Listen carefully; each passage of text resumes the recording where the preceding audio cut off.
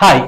അപ്പോൾ നമ്മൾ നീറ്റ് 2025 വേണ്ടിയിട്ട് പ്രിപ്പയർ ചെയ്യാനായിട്ട് നമ്മൾ കുറച്ച് കാര്യങ്ങൾ ശ്രദ്ധിക്കണം എന്ന് പറഞ്ഞു അല്ലെ. 10 ഗോൾഡൻ റൂൾസിനെ പറ്റിയിട്ട് പറഞ്ഞു. അപ്പൊ ഞാൻ പറഞ്ഞു ഓരോ ദിവസവും ഓരോ റൂളും നമുക്ക് എന്ത് ചെയ്യാം, ഡീറ്റെയിൽഡ് ആയിട്ട് എക്സ്പ്ലെയിൻ ചെയ്യാമെന്ന് പറഞ്ഞിട്ടാണ് ഞാനന്ന് സ്റ്റോപ്പ് ചെയ്തത്.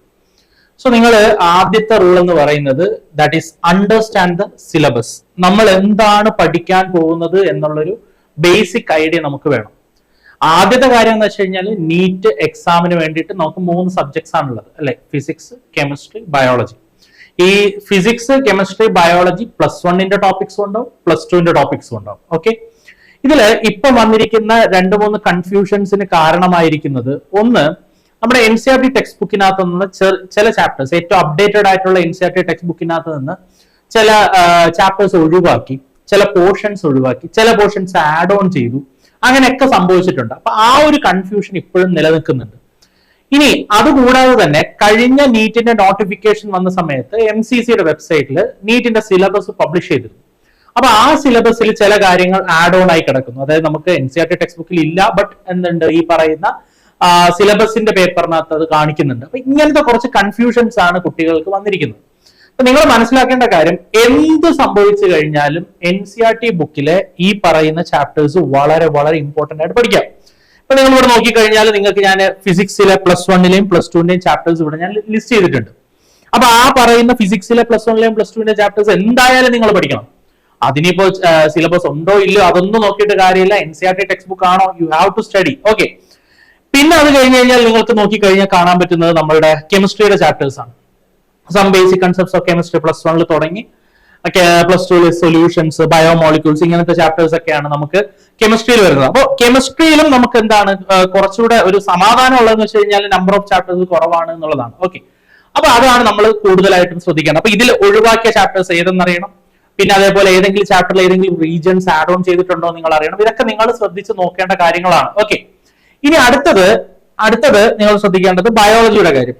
നീറ്റ് എക്സാമിൽ ഏറ്റവും കൂടുതൽ മാർക്സ് നിങ്ങൾക്ക് നേടിത്തരുന്ന ഒരു സബ്ജക്ട് ആണ് ബയോളജി. അപ്പൊ ബയോളജിയിലെ ചാപ്റ്റേഴ്സ് നിങ്ങൾ ശ്രദ്ധിച്ചു കഴിഞ്ഞാൽ പണ്ടത്തെ സിസ്റ്റം അനുസരിച്ച് ബയോളജി +1 ഏകദേശം 22 ചാപ്റ്റേഴ്സ് ഉണ്ടായിരുന്നു.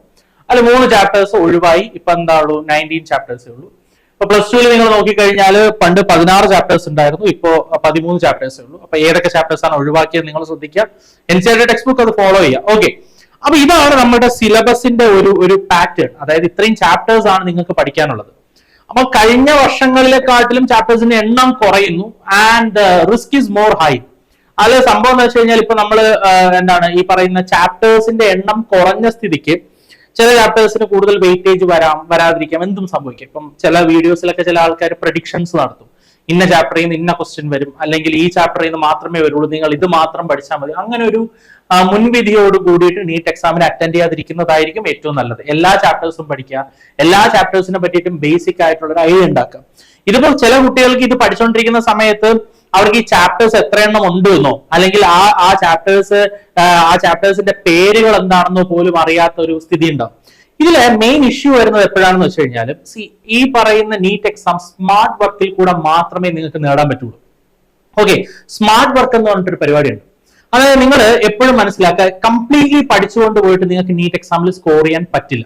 അപ്പൊ നിങ്ങൾ എന്താ ചെയ്യുന്നതെന്ന് വെച്ച് കഴിഞ്ഞാൽ ചില ചാപ്റ്റേഴ്സിൽ, ചില പിക്ചേഴ്സിൽ, അല്ലെങ്കിൽ ചില ടേബിളിൽ, ചില വാക്കുകളുടെ തുടക്കം, ചില വാക്കിന്റെ എൻഡിങ് ഇന്ന പാരഗ്രാഫിലാണ് കിടക്കുന്നത്, അല്ലെങ്കിൽ ഇന്ന പേജിലാണ് കിടക്കുന്നത്. ഇങ്ങനെയുള്ള കുറെ ഐഡിയാസ് നിങ്ങളുടെ മനസ്സിൽ വേണം. You have to see the chapter. നിങ്ങൾ ആ ചാപ്റ്റർ കാണണം, ആ ചാപ്റ്ററിലുള്ള കാര്യങ്ങൾ ശ്രദ്ധിക്കണം, ആ ചാപ്റ്ററിൽ തന്നിരിക്കുന്ന പ്രോബ്ലംസ് ചെയ്തു നോക്കണം. സോൾവ്ഡ് പ്രോബ്ലംസ് ആണെങ്കിൽ പോലും നിങ്ങൾ ഒന്നുകൂടെ ട്രൈ ചെയ്ത് നോക്കണം. ഇങ്ങനെയൊക്കെ ചെയ്താൽ മാത്രമേ നമുക്ക് ഈ സ്മാർട്ട് വർക്കിനെ കുറച്ചുകൂടി എഫക്റ്റീവ് ആയിട്ട് യൂസ് ചെയ്യാൻ പറ്റുള്ളൂ. മഗപ്പ് ചെയ്ത് കംപ്ലീറ്റ്ലി പഠിക്കുക എന്നുള്ളതല്ല ഇതിലെ ടെക്നിക്ക് എന്ന് പറയുന്നത്. യു ഹാവ് ടു സീ, നിങ്ങൾ കാണണം, നിങ്ങൾ ചാപ്റ്റേഴ്സ് കാണണം. ഒരു പ്രാവശ്യം കണ്ടാൽ മതി, ഇല്ല, മൾട്ടിപ്പിൾ ടൈംസ് നിങ്ങൾ കാണണം. ഇപ്പോഴാണെങ്കിൽ നിങ്ങൾക്ക് ഇത്രയും ചാപ്റ്റേഴ്സ് ഉള്ളൂ. So you have to regularly see the chapters and the regions. എല്ലാ പോർഷൻസും നിങ്ങളൊന്ന് കണ്ടുവച്ചേക്കാം. അപ്പൊ ഞാനിത് പറയാൻ കാരണം എന്ന് വെച്ച് കഴിഞ്ഞാൽ, ചില ചോദ്യങ്ങൾ വരുമ്പോഴത്തേക്കും നമ്മുടെ പെട്ടെന്ന് മനസ്സിൽ കത്ത് എന്താണ്, ഇന്ന ചാപ്റ്ററിൽ നിന്നാണ് ഈ ചോദ്യം വന്നിരിക്കുന്നത്. ഒരു കടമ്പ നിങ്ങൾ കഴിഞ്ഞു, അത് ഏത് ചാപ്റ്ററിൽ നിന്നാണെന്നുള്ളത് നിങ്ങൾ ഐഡന്റിഫൈ ചെയ്തു. ഇനി അത് ഏത് പോർഷനിൽ നിന്നാണെന്ന് സോർട്ട് ഔട്ട് ചെയ്യുന്നതാണ് നെക്സ്റ്റ്. അപ്പൊ ഇങ്ങനെ നിങ്ങൾ സീക്വൻഷ്യലി ഇതിനെ സോർട്ട് ഔട്ട് ചെയ്യാൻ പഠിക്കണം. ഈ ചാപ്റ്ററിൽ നിന്നാണ് ക്വസ്റ്റ്യൻ വന്നിരിക്കുന്നത്, ഈ ചാപ്റ്ററിന്റെ ഇന്ന പോർഷനിൽ നിന്നാണ് വന്നിരിക്കുന്നത്, ആ പോർഷനിൽ ഇന്ന കാര്യങ്ങളാണുള്ളത് എന്ന് പറയുന്ന ഒരു ലിങ്കിങ് ഐഡിയ നിങ്ങളുടെ മനസ്സിലേക്ക് വന്നാൽ മാത്രമേ നിങ്ങൾക്ക് എക്സാംസിന് നന്നായിട്ട് സ്കോർ ചെയ്യാൻ പറ്റുള്ളൂ. ഫൈനലി ഞാനൊരു കൺക്ലൂഷൻ പോലെ ജസ്റ്റ് എന്താണ് ചെയ്തത്, ടോട്ടൽ ചാപ്റ്റേഴ്സിന്റെ എണ്ണമാണ്. So now the total chapter number is very എന്താ പറയുക, എന്റെ അഭിപ്രായത്തിൽ നേരത്തെ ഉള്ളതിനെക്കാട്ടിൽ കുറവാണല്ലോ. സോ നിങ്ങൾ ചെയ്യേണ്ട കാര്യങ്ങൾ ഇതാണ്, ഞാൻ പറഞ്ഞ കാര്യങ്ങൾ നിങ്ങൾ മറക്കാതെ വെക്കുക. ചാപ്റ്റേഴ്സിനെ നന്നായിട്ട് അറിഞ്ഞു വെക്കുക. ചാപ്റ്റേഴ്സിനെ നന്നായിട്ട് അറിഞ്ഞ ആ റീജൻസും അവിടെയുള്ള കണ്ടന്റ്സ് നിങ്ങളൊന്ന് അറിഞ്ഞു വെച്ചിരുന്നു കഴിഞ്ഞാൽ കുറെ കൂടെ ഈസി ആയിട്ട് നിങ്ങൾക്ക് ക്വസ്റ്റ്യൻസ് ടാക്കിൾ ചെയ്യാൻ പറ്റും. ഓക്കെ, അപ്പൊ ഇതാണ് നമ്മളുടെ ഇന്നത്തെ ഡിസ്കഷൻ വന്നിരിക്കുന്നത്. നെക്സ്റ്റ് പോയിന്റുമായിട്ട് നെക്സ്റ്റ് വീഡിയോയിൽ കാണാം. സോ അതുവരെ സ്റ്റേ ട്യൂൺഡ്. Thank you.